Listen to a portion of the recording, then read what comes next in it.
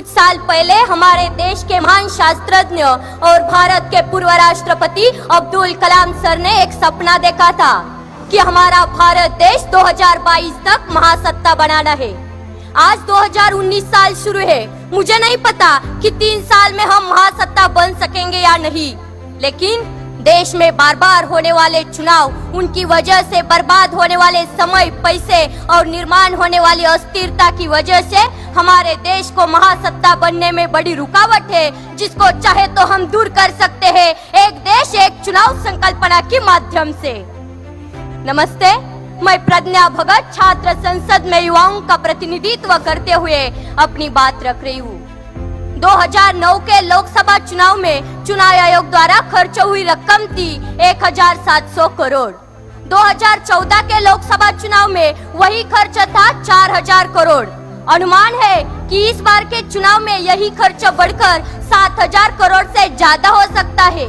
ये सभी लोकसभा चुनाव के खर्च के आंकड़े हैं। बाकी हमारे देश में विधानसभा चुनाव और कई तरह के चुनाव होते हैं, जिसमें होने वाला सरकारी खर्च लोकसभा चुनाव से कई गुना ज्यादा होगा। अगर ये सभी चुनाव एक साथ हो जाए तो हमारे देश के कई हजार करोड़ रुपए बच जाएंगे।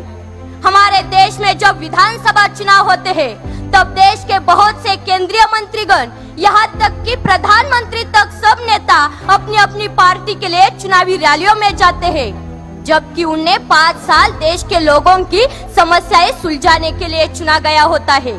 हर साल ये विधानसभा चुनाव होते हैं और हर साल ये मंत्रीगण अपना यही समय रैली में गवा देते हैं।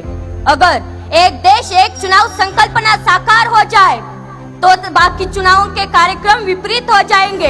हमारा देश कई हजार करोड़ रुपए से बच जाएगा और 5 सालों में एक ही बार चुनावी रैलियों के लिए जाना पड़ेगा। यह एक बहुत बड़ा फायदा हमारे भारत देश के लिए होगा।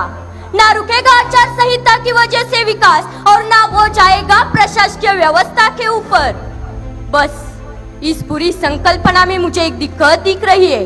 अगर किसी लोकसभा या किसी विधानसभा में कम संख्या बल होने की वजह से कोई सरकार समय से पहले गिर जाती है या खारिज हो जाती है, तो ऐसे समय में क्या किया जाए?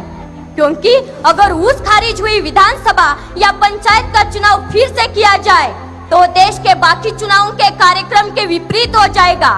अगर इस विषय पर हमारे संविधान में कोई हल बनाया जाए और हमारे कायदे मंडल की ओर से कोई अच्छा नुस्खा निकाला जाए तो बाकी सब काम आसान हो जाएंगे। हमारे देश का बहुत सारा पैसा बच सकेगा।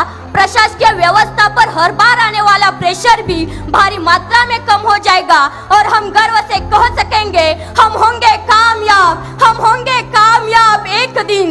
मन में है विश्वास, पूरा है विश्वास, हम होंगे कामयाब एक दिन, हम होंगे कामयाब एक दिन। जय हिंद, जय महाराष्ट्र, जय शिवराय।